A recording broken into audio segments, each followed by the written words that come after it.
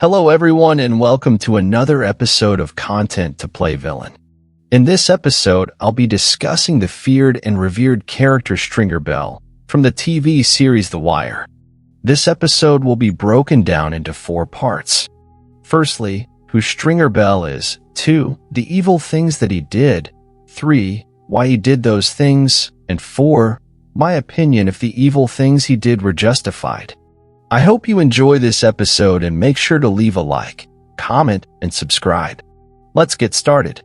Stringer Bell was born on September 17, 1969. He grew up in West Baltimore alongside his childhood friends Avon Barksdale and Roland Wee-Bey Bryce. Intelligent, well-mannered, structured, and well-poised, Stringer Bell ranks amongst the very few batches of villains as one who never used brute force to destroy his enemies, instead using his intelligence and communication skills to relay orders to others to do his dirty work, and played the role of both puppet master and drug lord extremely well.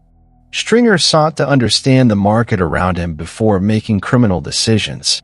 Because of this, he became a very cautious man, creating a security system for the Barksdale gang that rendered them virtually non-existent in the eyes of the law. He was the second-in-command to drug kingpin Avon Barksdale. Shrewd and business-savvy, Bell attempted to legitimize the Barksdale organization by enrolling in university economics courses, investing in real estate, and developing political connections. Stringer and Avon formed a formidable partnership and turned a once modest drug-dealing ring into a West Baltimore drug empire.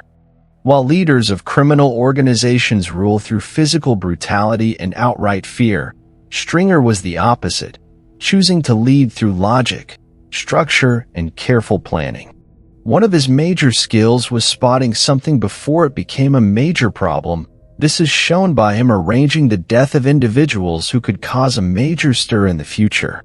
While Avon's strategy was to expand his territory via force, Stringer hoped to maximize profits by applying economic theory to the operation. He takes a macroeconomics class at the local community college and reads Adam Smith's Wealth of Nations, and frequently explains economic principles to his dealers.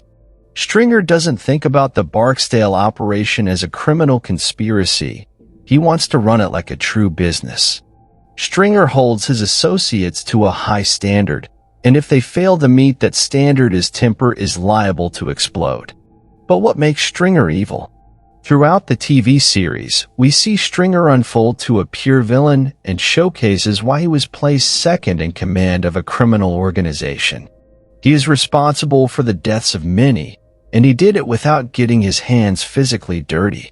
While Stringer ordered the deaths of people, it's important to note that most of his victims were opposition crew members, and such actions are expected in gang warfare. However, it is murders of several individuals within Stringer's own crew that brought to light how much of a sociopathic villain he was.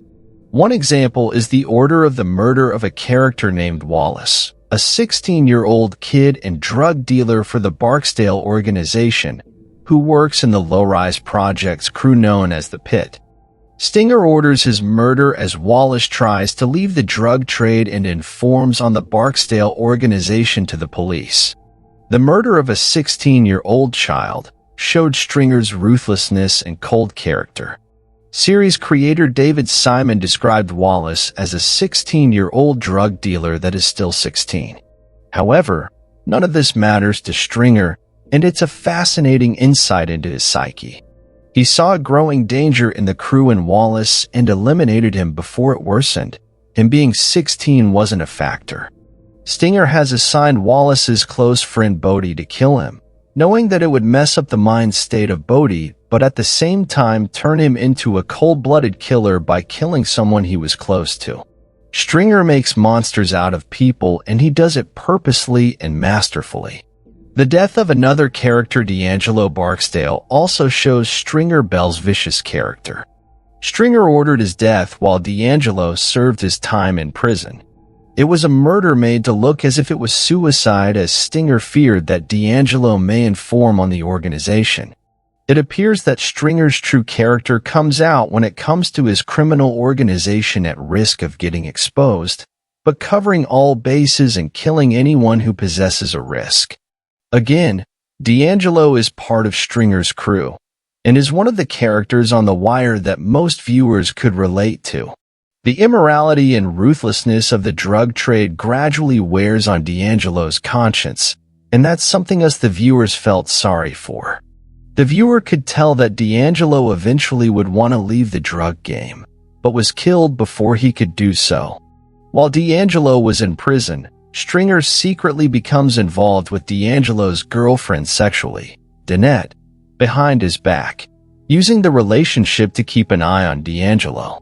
It can be argued that Stringer had him killed because he wanted Danette all to himself.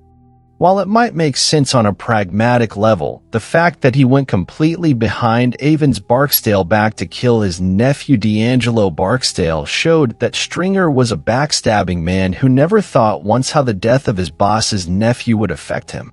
This was betrayal of the highest order. When we look at the murders Stringer called, there's an argument that he isn't evil at all. One could argue that the murders of Wallace and D'Angelo were the right decisions, as D'Angelo was very close to snitching and Wallace did snitch and could have told more. This is part of the game.